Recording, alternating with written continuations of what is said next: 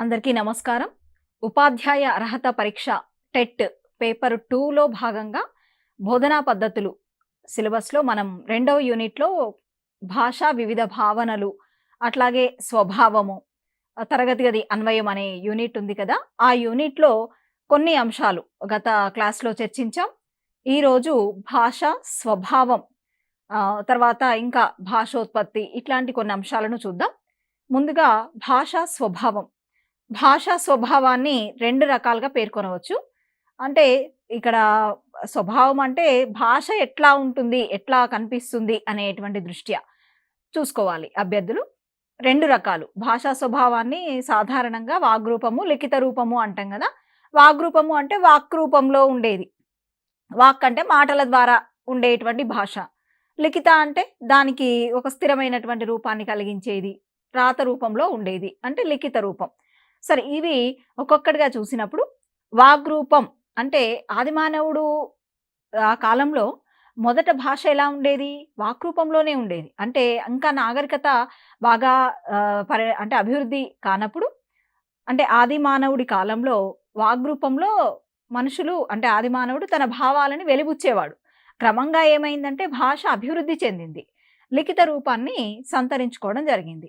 అంటే సాధారణంగా మనకిక్కడ వాగ్రూప భాష అంటే అర్థం కావాల్సింది ఏమిటి అంటే, మానవుడి ముఖయంత్రం నుంచి వెలువడే భాష. ముఖయంత్రం అంటే ఇది ముఖము. అట్లాగే ముఖము అంటే నోరు గూడా. అంటే నోటిని గూడా ముఖంగా చెప్తూ ఉంటాం. అంటే నోటి నుండి వెలువడేటువంటి భాష ఏదైతే ఉందో అది వాగ్రూపం.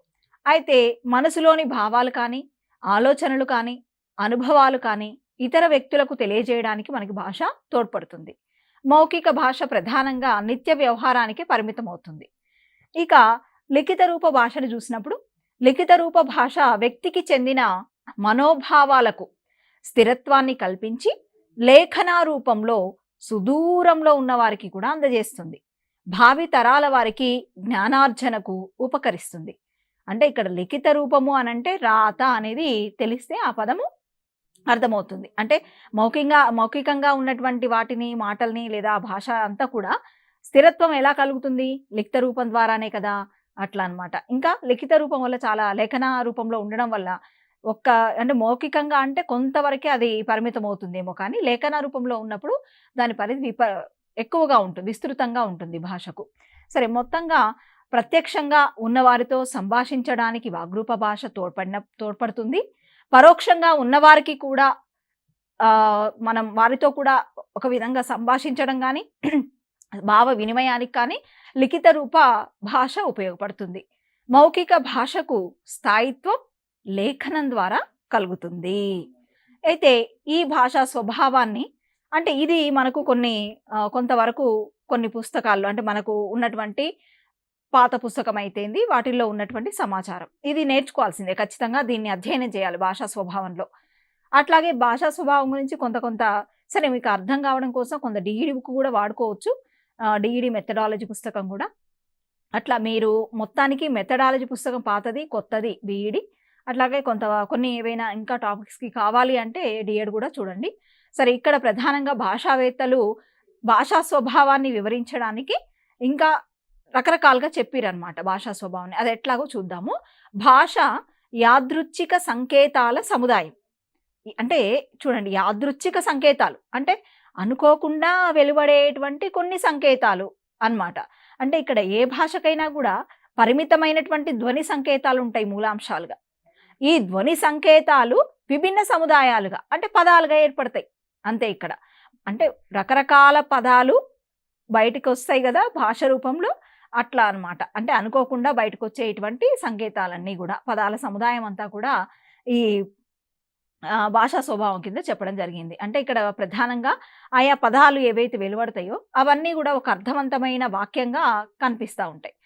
భాషలో ఈ సంకేతాల కూర్పు వల్లనే ఇదంతా కూర్పు అంతా కూడా యాదృచ్ఛికంగా, అంటే సహజంగానే జరిగిపోతుంది అని భాషావేత్తల అభిప్రాయం. అంటే భాషను గురించిన స్వభావాన్ని వారు చెప్పేటప్పుడు అట్లా, అంటే యాదృచ్ఛికంగా వెలువడే సంకేతాల కూర్పు వల్ల భాష ఏర్పడుతుంది అని.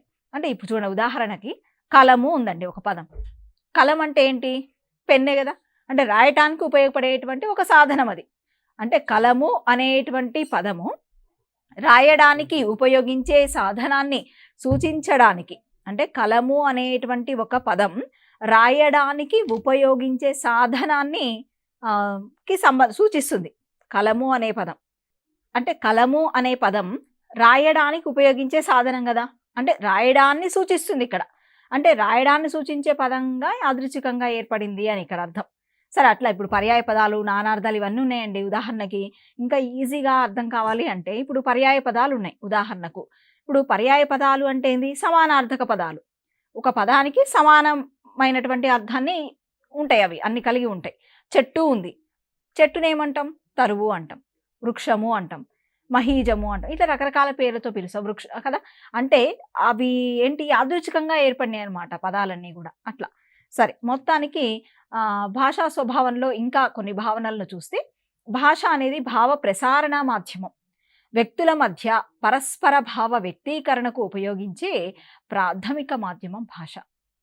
అంటే వ్యక్తుల మధ్య పరస్పర భావ వ్యక్తీకరణ అంతే కదా. ఒక వ్యక్తి ఇంకో వ్యక్తితో ఏదో ఒక విషయాన్ని వ్యక్తీకరిస్తాడు, అంటే చెప్తాడు అని ఇక్కడ. అంటే పరస్పర వ్యక్తీకరణకు ఉపయోగించే ఒక మాధ్యమమే కదా భాష. అది వాళ్ళు చెప్పారు స్వభావంలో. అట్లాగే భాష సామాజికం అన్నారు కొందరు భాషావేత్తలు. అంటే భాష సమాజంలోని వ్యక్తుల మధ్య భావ వినిమయానికి ఉపయోగపడుతుంది. సమాజం అంటే మనుషులే కదండి. అట్లా సమాజంలోని వ్యక్తుల మధ్య రకరకాల భావ పరంపర కొనసాగుతూ ఉంటుంది కదా. ఆ విధంగా భావ వినిమయానికి తోడ్పడుతుంది. అంటే సమాజపు నాగరికత, సంస్కృతిని కూడా పెంపొందించి తద్వారా తరతరాలకు వ్యాప్తి చేయటంలో భాష తోడ్పడుతుంది, ఇక్కడ పాత్ర వహిస్తుంది అని చెప్పి. ఆ తర్వాత అంటే ఇంకా దీంట్లో భాషకు సంబంధించి చూస్తే వ్యవస్థీకృతమైంది భాష అనేది. వ్యవస్థీకృతము అన్న, ఉపవ్యవస్థలతో కూడిన వ్యవస్థ భాష అన్న ఒకే అర్థమని అనుకోవాలి. ఇక్కడ భాష అర్ధరహిత ధ్వనుల అస్తవ్యస్త సముదాయం కాదది. అంటే భాష ఎప్పుడు కూడా అర్ధరహితమైనటువంటి ధ్వనులతో ఏర్పడిందా భాష అంటే? కాదు కదా. భాష అనేది ఏంటంటే ఒక అర్ధరహితమైంది, ఒక భావాన్ని స్ఫురింపజేసేది భాష. కాబట్టి ధ్వనులు ఒక నిర్ణీతమైనటువంటి పద్ధతిలో, ఒక ప్రత్యేకమైనటువంటి నిర్మాణ క్రమంలో అమరినప్పుడు మనకు భాష అనేది అవుతుంది. ఇప్పుడు మనకు ధ్వని క్రమంలో కూడా మనం అనుకుంటాం. సపోజ్ ఎత్తండి ఉంది, ఎట్లా ఏర్పడుతుంది ఆ ఎత్తండి? దానికి ఒక ధ్వని క్రమం ఉంది. అట్లా ఏదైనా ఒక పదం తీసుకున్నాడు, ఒక కవిత ఉంది, ఆ పదం ఎట్లా ఏర్పడింది అంటే దానికి ఒక క్రమం ఉంటుంది, ధ్వని క్రమం. ఆ విధంగా పదాలు ఏర్పడుతూ ఉంటాయి. అంటే ఒక నిర్ణీత పద్ధతి ఉంటుంది, ఒక ప్రత్యేకమైన నిర్మాణం ఉంటుంది. అట్లా భాషకు నిర్దిష్టమైన సంప్రదాయాలు, నియమాలు ఉంటాయి. ఆ తర్వాత ఇంకా సరే ఇక్కడ చూద్దాం నిర్మాణం ఎట్లా ఉంటుంది అనడానికి ఒక చిన్న ఉదాహరణ చూస్తే, తెలుగు భాషలో బాలుడు పుస్తకం చదువుతున్నాడు అంటామండి. ఇది ఒక సరైన నిర్మాణ క్రమం. అంటే మనకి వాక్యంలో 3 భాగాలు కనిపిస్తాయి, అది కూడా మనకు తెలుసు. కర్త, కర్మ, క్రియ అట్లా ఉంది. బాలుడు పుస్తకం చదువుతున్నాడు, ఇది ఒక నిర్మాణం మన భాషకున్నది. అట్లాగే ఆంగ్ల భాష తీసుకోండి, బాయ్ ఈజ్ రీడింగ్ బుక్ అంట. బాయ్ ఈజ్ రీడింగ్ బుక్ అనేది ఇది ఒక నిర్మాణం, అంటే ఆ భాషకు సంబంధించిన ఒక నిర్మాణం. అంటే భాష అనేది ఒక వ్యవస్థీకృతమైనది, అంటే ఉపవ్యవస్థలతో కూడిన ఒక వ్యవస్థ అనేది గ్రహించాలి. ఇంకా భాష కేవలం మానవులకు మాత్రమే, అంటే మానవులకు సంబంధించిన సహజాతం కాని ప్రక్రియ ఇక్కడ. సహజాతం అంటే మనకి జన్మతః వచ్చే సహజాతాలు అంటాం కూడా. ఇక్కడ భాష మానవులకు మాత్రమే సొంతం, ఇది ప్రధానం. అంటే మరి జంతువులు కూడా వ్యక్తీకరిస్తాయి కదా, రకరకాల ధ్వనులు వస్తాయి కదా జంతువుల నుండి. అది భాష కాదా అంటే ఖచ్చితంగా అది భాష అని చెప్పలేం, అది ఒక ధ్వనులు అనే చెప్పగలుగుతాం. ఎందుకు అంటే దానికి ఒక భావాన్ని పర్టికులర్గా భావం ఇది అని చెప్పడానికి ఉండదన్నమాట. కాబట్టి ఇక్కడ భాష మానవులకు మాత్రమే సొంతం, భాష అనేది అసహజాతమైనది. తర్వాత ఇక్కడ శిశువుకు భాష అనేది ప్రధానంగా పుట్టుకతో సంక్రమించింది కాదు. అంటే ఇక్కడ తెలిపినటువంటి భాషావేత్తల ప్రకారం ఇక్కడ చెప్పేది విషయం పుట్టుకతో సంక్రమించింది కాదు. శిశువుగా ఎదుగుతున్న సమయంలో తన చుట్టూ ఉన్న వ్యక్తులు మాట్లాడే భాషను విని అనుకరించడం ద్వారా భాషను అలవర్చుకుంటుంది శిశువు అని. అయితే మనకు మళ్ళీ ఇక్కడ చామ్స్కీది వచ్చినప్పుడు మనకు కొంత తేడా వస్తుంది ఆ భాషోత్పత్తి వాదాల్లో. కాబట్టి అభ్యర్థులు ఇప్పుడు ఇక్కడ చదివేది భాషా స్వభావ రీత్యా వివిధ భాషావేత్తలు ఏ విధంగా భాష స్వభావాన్ని చెప్పిరనేది తెలుసుకోవాలి. మనము భాషోత్పత్తి వాదాలు చెప్పుకునేటప్పుడు చామ్స్కీ అంటాడనమాట. ఆయన అంటే భాష స్వతసిద్ధం, జన్మతహానే శిశువుకు కొంత సామర్థ్యం ఉంటుంది, భాషా సామర్థ్యం అని. సరే, అది అక్కడ మళ్ళీ నేను చెప్తా, కానీ కంపారిజన్ 2 చేసుకోకండి. సరే, ఇక్కడ శిశువుకు పుట్టుకతో సంక్రమించింది కాదు అని ఇక్కడ భాషావేత్తల అభిప్రాయం.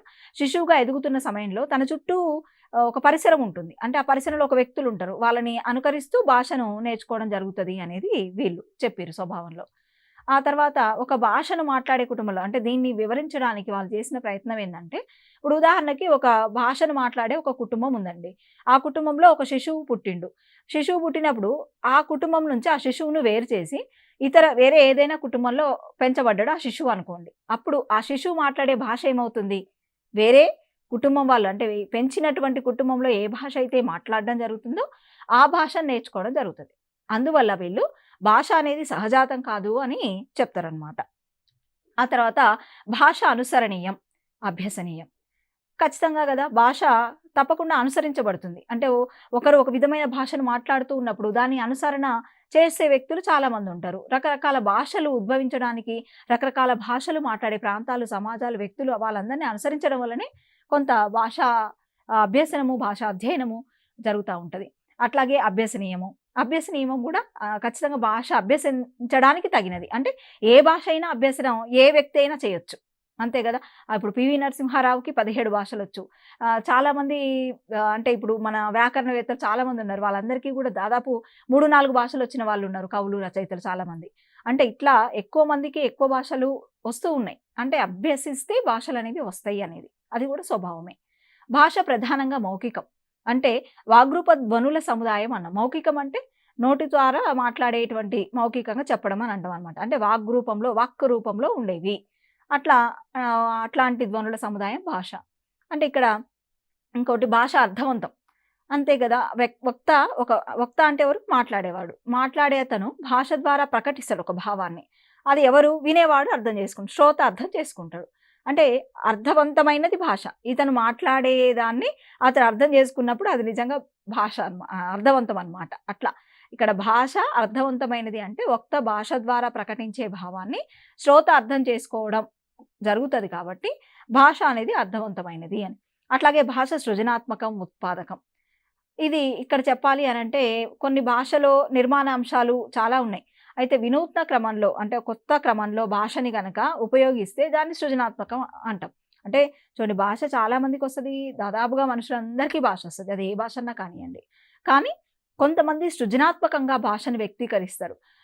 విభిన్నమైనటువంటి శైలిలో వాళ్ళు వ్యక్తీకరిస్తారు. ఇక్కడ అంటే అర్థవంతమైన కొత్త పదాలు వాళ్ళు ఉపయోగిస్తారు. కొత్త కొత్త భాషా ప్రయోగాలను సృష్టిస్తారు. ఇప్పుడు కొత్త కొత్త భాషా ప్రయోగాలంటే ఉదాహరణకు మన సాహిత్యంలో తీసుకుంటే గజల్సు కావచ్చు, వాటిని తెచ్చిన వాళ్ళు ముత్యాల సరాలు, గురజాడ గారు కొత్త ప్రక్రియ అది. అట్లా అంటే భాషా ప్రయోగాలను సృష్టిస్తారు. సృజనాత్మకం భాష అనేది. అంటే భాషా దక్షత బాగా కలిగినటువంటి వాళ్ళు కొత్త ప్రయోగాలు చేస్తా ఉంటారు. ఈ సృజనాత్మకత, ఉత్పాదక లక్షణాల ఆధారంగా ప్రతి భాషలో గూడా పద్యం, గద్యం, కవిత, నాటకం ఇట్లాంటి అనేక సాహిత్య ప్రక్రియలు ఆవిర్భవించినాయి. సుసంపన్నంగా మన సాహిత్యము, సమాజ సంస్కృతిలో భాగంగా కూడా రూపొందడం జరిగింది. అందుకే గదండీ తెలుగులో ఏ ప్రక్రియ మన భాషకే పరిమితం అనంటే అవధాన ప్రక్రియ. అది కేవలం తెలుగు భాషకే సొంతమైనటువంటి సృజనాత్మక విశేషం అవధానం. సరే. ఇక భాష పరిణామశీలి. అంటే పరిణామం అంటే మార్పు. ఏ భాష అయినా గానీ ఒకేలా ఉంటుందా? ఖచ్చితంగా ఉండదు. ఎందుకు? ఒక రోజులో సృష్టించబడింది కూడా కాదది. ఇది మానవ పరిణామ దృష్ట్యా భాష అనేది ఏర్పడింది. అంటే ఒకప్పుడు ఆదిమ మానవుడు ఎట్లా ఉపయోగించేవాడు, అట్లాగే ఉందా ఇప్పుడు భాష? లేదు గదా! అంటే ఆదిమ మానవుడి నుంచి ఇప్పుడు మన వరకు గూడా చూస్తే అనేక రకాల మార్పులు భాషలో మనకి కనిపిస్తాయి. ఇంతెందుకండి వర్ణమాలలో అక్షరాలే ఒకప్పుడు శాసన కాలంలో లేకపోతే నన్నయ కాలంలో వాడినటువంటి అక్షరాలను మనం వాడుతున్నామా? కొన్నిటిని వాడట్లేదు. ఇప్పుడు మన వర్ణమాలలో కొన్ని అక్షరాల్ని మనం స్క్రిప్ట్ అంటే రాసేటప్పుడు ఉపయోగిస్తున్నామా? లేదు. అంటే భాష అనేది పరిణామం చెందుతూ ఉంటుంది. ఆయా సమాజ సంప్రదాయాల ద్వారా కనుగుణంగా మారుతూ ఉంటుందనమాట. సరే భాషలో మార్పులనేవి సహజం. భాష ఇట్లా ఎన్నో లక్షణాలతో కూడిన ఒక సంక్లిష్ట ప్రక్రియ. ఇది బాగా గుర్తుపెట్టుకోండి. అంటే భాష ఎన్నో లక్షణాలతో కూడిన సంక్లిష్ట ప్రక్రియగా ఉండడం వల్ల దీన్ని ముఖ్యంగా ఈ పేరు గుర్తుపెట్టుకోవాలి. అట్లా ఉండడం వల్ల ఆయన ఏం చేసిండంటే భాషని బహుముఖ వ్యవస్థ అన్నాడు. బహుముఖ వ్యవస్థ అని భాషని ఏ భాషావేత్త అన్నాడు అంటే ఫిర్త్. ఆ పేరు గుర్తుండాలి. ఇక భాషా ప్రయోజనాలు చూద్దాం. భాషా ప్రయోజనాలని స్థూలంగా మనం 2 విధాలుగా విభజిస్తాం. ఇప్పుడు భాషా వివిధ భావనలు అన్నాడు కదా మనకి యూనిట్‌లో. అంటే భాష దాంతో సంబంధం ఉన్న రకరకాల అంశాలన్నిటిని కూడా మనం అధ్యయనం చేయాలి. అంటే మన మెథడాలజీ పుస్తకాల్లో ఉన్నటువంటివి. సో, ఇట్లా చూసినప్పుడు మనకి భాషా ప్రయోజనాలు కూడా చూస్తే 2 రకాల ప్రయోజనాలున్నాయి. ఒకటి సామాజిక ప్రయోజనం, రెండోది వ్యక్తిగత ప్రయోజనం. మళ్ళీ ఇందులో కూడా రకాలొస్తాయి. సరే, సామాజిక ప్రయోజనం గురించి చూస్తే భాషను ప్రప్రథమంగా సామాజిక విషయంగా భావించాలి.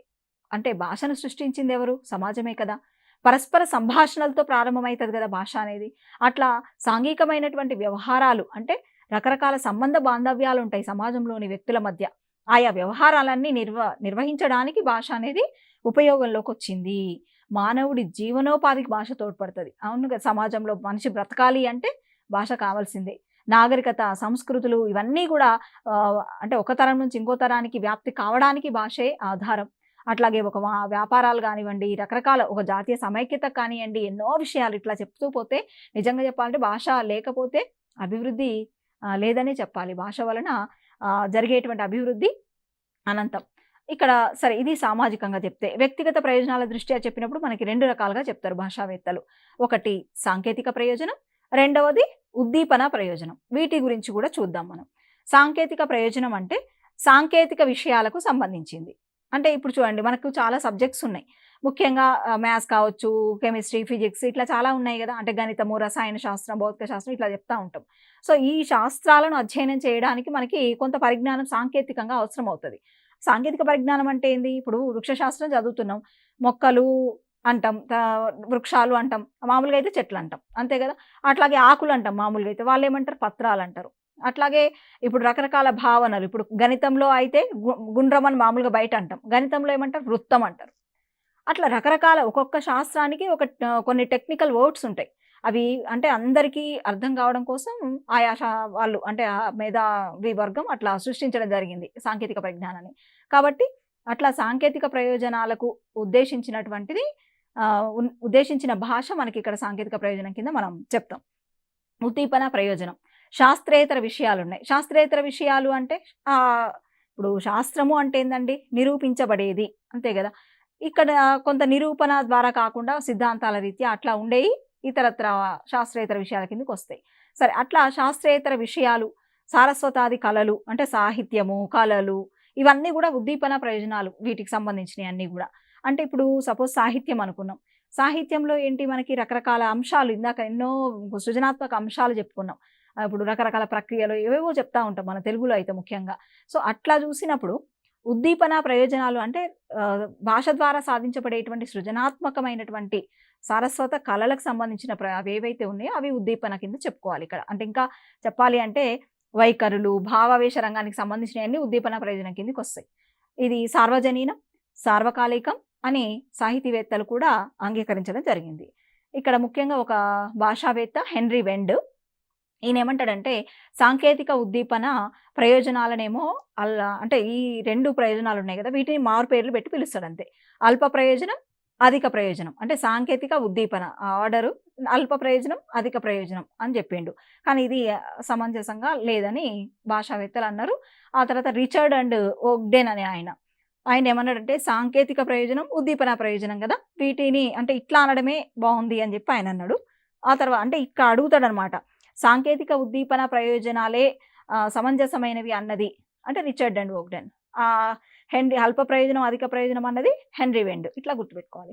తర్వాత సాంకేతిక ప్రయోజనము, ఉద్దీపన ప్రయోజనాలను అభివ్యక్తి గ్రహణం అని, అభివ్యక్తి గ్రహణాలను వాగ్రూప, లిఖిత రూపం అని, వాగ్రూప, లిఖిత రూపాలను ప్రకాశం, ఆత్మగతం అని ఇట్లా 2 రకాలుగా భాషావేత్తలు పేర్కొనడం జరిగింది. మొత్తంగా ఇవన్నీ ఏంటి అంటే భాష ప్రయోజనాలే అన్నమాట. ఇక సాంకేతిక ప్రయోజనాలు దానివల్ల ఏం జరుగుతది అంటే బుద్ధి, మేధస్సు వీటి ద్వారా అవి నెరవేరుతాయి ఆ ప్రయోజనాలు. అంటే జ్ఞానాత్మక రంగాన్ని అభివృద్ధి చేయటంలో సాంకేతిక ప్రయోజనాలు తోడ్పడితే భావావేశ రంగంలో అభివృద్ధి చేయటంలో మనకు ఉద్దీపన ప్రయోజనాలు తోడ్పడతాయి. సరే, ఇక్కడ ప్రధానంగా సాంకేతిక ప్రయోజనాలు విజ్ఞాన, సాంకేతిక శాస్త్ర అధ్యయనాలు తోడ్పడుతున్నాయి. ఉద్దీపన ప్రయోజనాలు వ్యక్తుల యొక్క వైఖరులను తీర్చిదిద్దుతాయి. వైఖరి అంటే ఇప్పుడు మనకు సైకాలజీలో కూడా మీకు వైఖరులు వస్తాయి. రకరకాల ప్రవర్తనలు ఉంటాయి.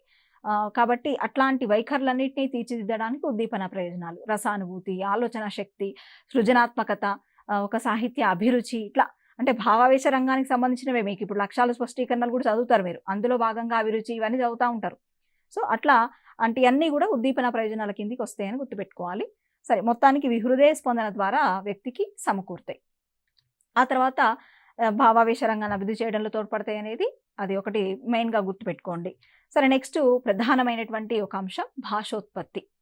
ఇది చాలా పరీక్షల్లో చాలా సార్లు భాషోత్పత్తికి సంబంధించిన రకరకాల వాదాలున్నాయి.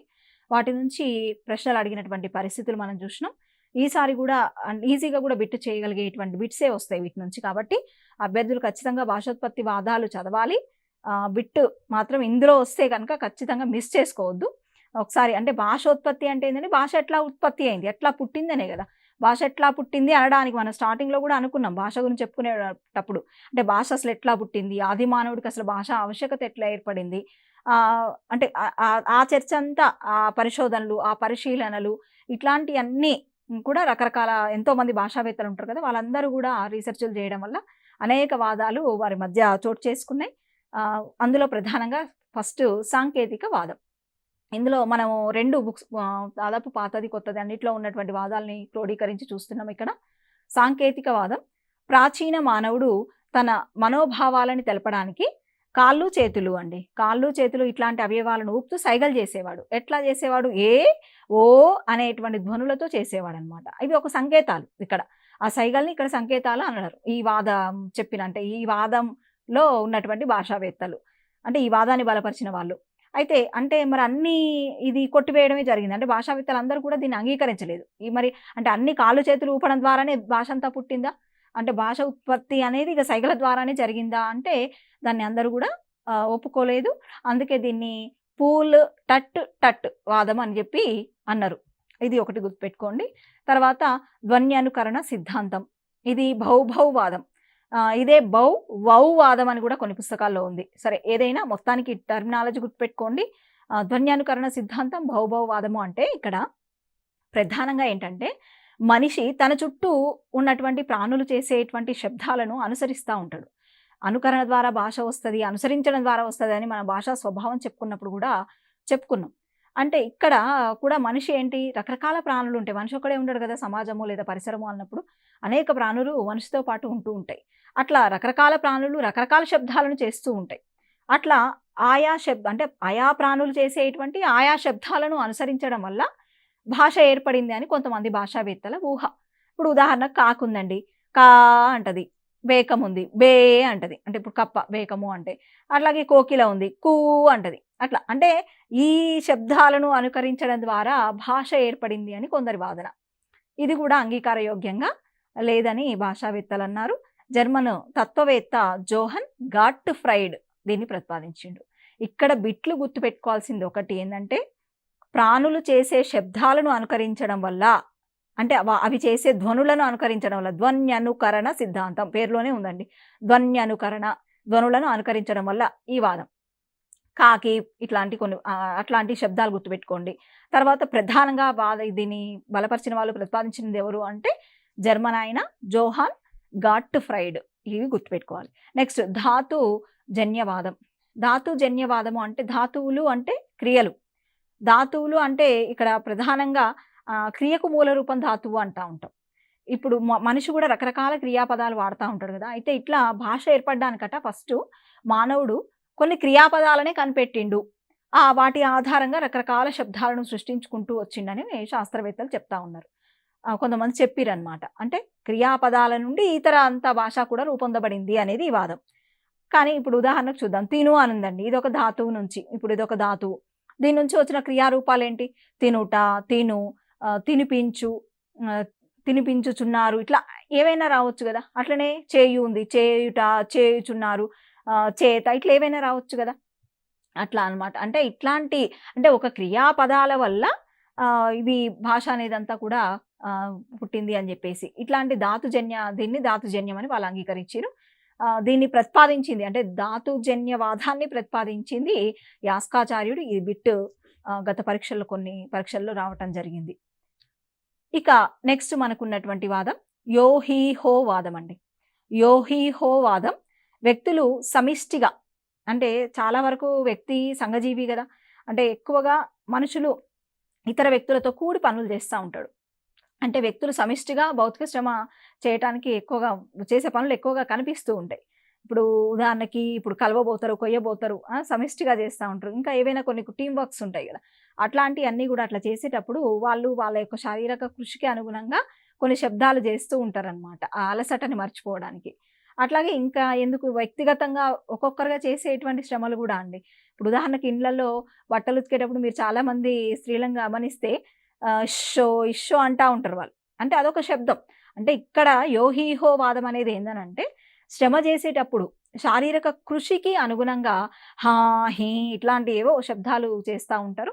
అట్లా ఆ శబ్దాల నుంచి భాష పుట్టింది అని నోయిర్ అనే భాషావేత్త అభిప్రాయం. పడవలు నడుపుతా ఉంటారు కొంతమంది. ఆ పడవ నడిపే వాళ్ళు ఏమంటారు, వాళ్ళు నిజానికి హైలెస్సో, హైలెస్సా అట్లా అంటారు. వాళ్ళు ఇంకా అంటే ఇట్లా ఏవో ఒక శబ్దాలు ఒక్కొక్కటి చేసేవాళ్ళు ఒక్కొక్క రకమైన శబ్దాలను వెలువరిస్తూ ఉంటారు. వాటిని బలపరుస్తూ వచ్చినటువంటి వాదం యోహీహో వాదం. తర్వాత టక్ టక్ వాదం అండి. మౌఖిక అభినయ వాదం అంటారు దీన్ని. 1930లో సర్ రిచర్డ్ పాజెట్ ఈ వాదాన్ని ప్రతిపాదించిండు. 1930లో సర్ రిచర్డ్ పాజెట్, ఈ పేరు గుర్తుపెట్టుకోవాలి. ఈ వాదాన్ని టక్ టక్ వాదం ప్రతిపాదించింది అని అన్నప్పుడు పాజెట్ గుర్తు రావాలి. మొదట శారీరక హావాభావాల ద్వారా భావ వ్యక్తీకరణ చేసేవాళ్ళని, తర్వాత దానికి అనుగుణంగా నాలుక, పెదవులు ఇవన్నీ కదలికల ద్వారా ఆ భాష ఏర్పడ్డదని చెప్పే వాదం టక్ టక్ వాదం.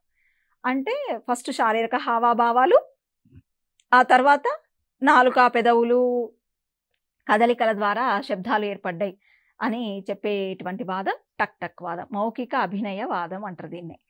ఆ తర్వాత భగవద్దత్త వాదం.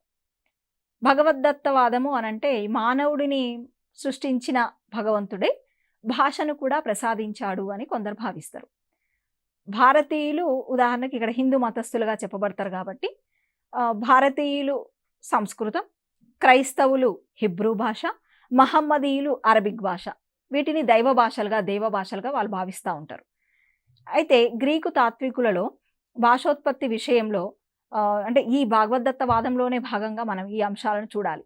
ఈ గ్రీకు తాత్వికులు ఏంటంటే ఈ భాషోత్పత్తి విషయంలో ప్రధానంగా 2 అభిప్రాయాలు చెప్తారు వాళ్ళు. అభిప్రాయాలు కలిగిన వాళ్ళు ఉంటారు. స్వభావవాదులు ఉంటారు, సంకేతవాదులు ఉంటారు.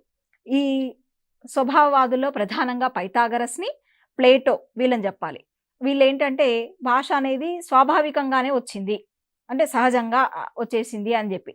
అట్లనే సంకేతవాదులు ఉంటారు. డెమెట్రియస్, అరిస్టాటిల్ వంటి వాళ్ళు. వీళ్ళేమంటారు, సంకేతాల ద్వారా భాష వచ్చింది అని చెప్పి. ఇంకా దీంట్లోనే మళ్ళీ భగవద్దత్త వాదంలోనే నయాయిక, వైయాకరణ వాదాలు ఉంటాయండి. నయాయిక, వైయాకరణ వాదాలు అంటాం.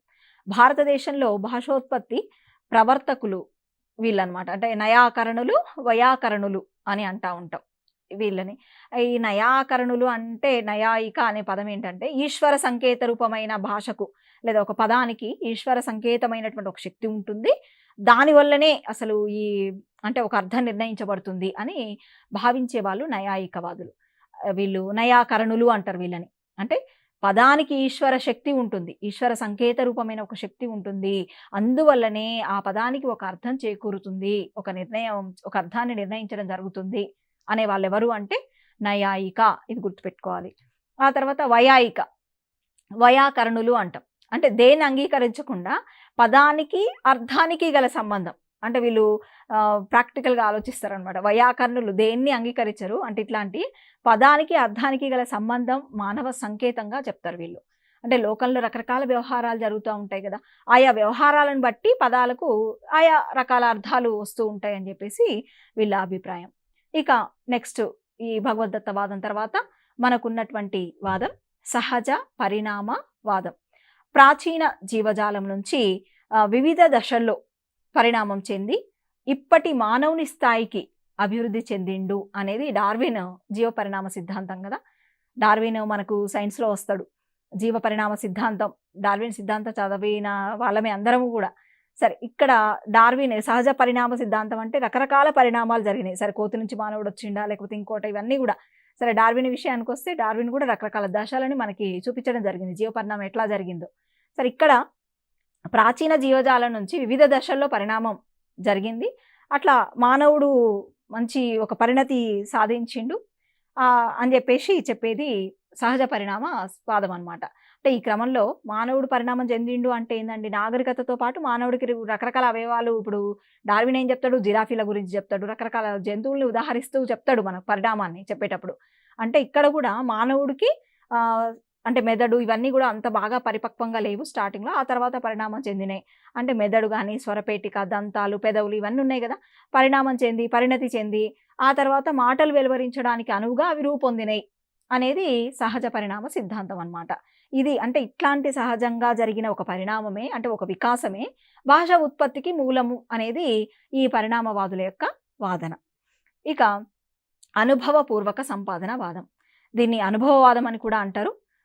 అట్లా గూడా కొన్ని చోట్ల మనకు కనిపిస్తుంది. అది గూడా గుర్తుపెట్టుకోండి. అనుభవపూర్వక వాదమన్నా, సంపాదన వాదమన్నా, అనుభవవాదమన్నా ఇదే. అంటే తత్వశాస్త్రంలో ఉన్న ఒక అనుభవవాదం ఆధారంగా ఈ వాదం వచ్చింది. పుట్టుకతో భాష రాదు అంటారు వీళ్ళు. అంటే ఇందాక కూడా మనకు భాషా స్వభావంలో కొందరు భాషావేత్తలన్నారు.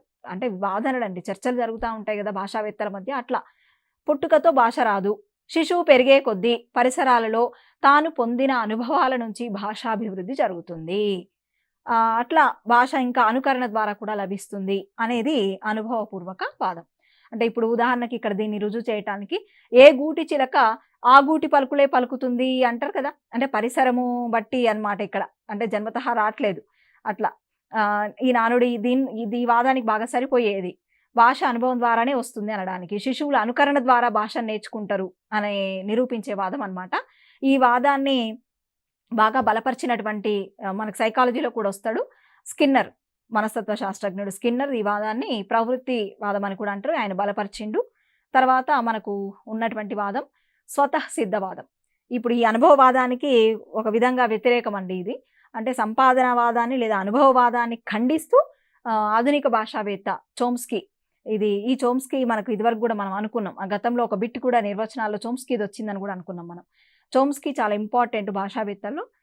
ఇక్కడ చోమ్స్కీ ప్రతిపాదించిన వాదం స్వతఃసిద్ధవాదం. ఈయన ఏమంటాడంటే భాష జన్మతహా వస్తదంటాడు.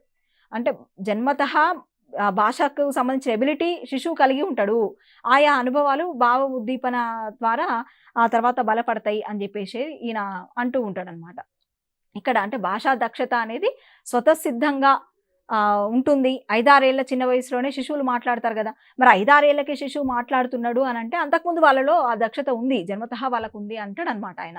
ఆ తర్వాత పెద్దవాళ్ళు అవుతున్న కొద్దీ వాళ్ళ అనుభవాల్లో తేడాల వల్ల భాషను మాట్లాడే దక్షత అంటే సమర్థత. భాషను మాట్లాడేటువంటి సమర్థతలో తారతమ్యాలు కలుగుతాయి. అంతే కదండీ! ఇప్పుడు భాష అందరికీ వస్తది. కానీ ఒకరు ధారాళంగా మాట్లాడగలుగుతారు. ఎక్కువ పదజాలాన్ని ఉపయోగించగలుగుతారు. ఇంకా ఎక్కువ భాషలు నేర్చుకోగలుగుతారు. ఇట్లా దక్షతలో తేడాలు ఉంటూ ఉంటాయి గదా! భాష అందరికీ వస్తది గాని. అంటే ఇక్కడ జన్మతహా ఉంటుంది సామర్థ్యం. ఆ తర్వాత రకరకాల అనుభవాలలో తేడా వల్ల వాళ్ళు పెద్దవుతున్న కొద్దీ రకరకాల డిఫరెన్సెస్ కలుగుతాయనేది చోమ్స్కీ చెప్తాడనమాట. సరే, మొత్తానికి మనకు భాష అనేది అనేక రకాలుగా కనిపిస్తుంది. బోధన విషయంగా కూడా భాష మనకి ఉన్నది పాఠశాల విద్యా ప్రణాళికలో. ఇవన్నీ సరే, ఇప్పుడు ప్రధానంగా భాషోత్పత్తికి సంబంధించి మనం రకరకాల వాదాలను చూసినాం.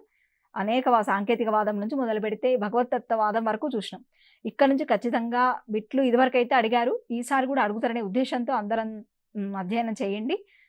తర్వాత భాష ఒక్క విషయం ఏంటంటే ఇక్కడ బోధనా విషయంగా కూడా భాష ఉంది కదా! అంటే విద్యా ప్రణాళిక మనకి రూపొందుతుంది. ఆ విద్యా ప్రణాళికలో రకరకాల అంశాలు, విషయాలుంటాయి. సాంఘిక శాస్త్రం, గణిత శాస్త్రం ఇట్లా కదా! అందులో ఒక భాష కూడా ఒక బోధనా విషయంగా ఉంది. అంటే ఇది కూడా భాషకు సంబంధించిన ఒక భావన అని గుర్తుపెట్టుకోవాలి.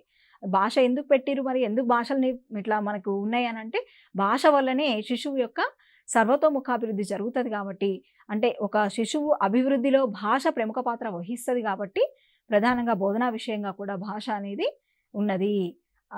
ఇంతవరకు సరే, ఈరోజు తరగతిలో మనం భాషోత్పత్తి, తర్వాత భాష స్వభావము, బోధనా విషయంగా కూడా కొంతవరకు భాష, ఇంకా కొన్ని అంశాలు చర్చించినాం. సరే, తర్వాత తరగతిలో మిగతా అంశాలను చూస్తూ మిగతా సిలబస్ చూద్దాం. అందరికీ ధన్యవాదాలు.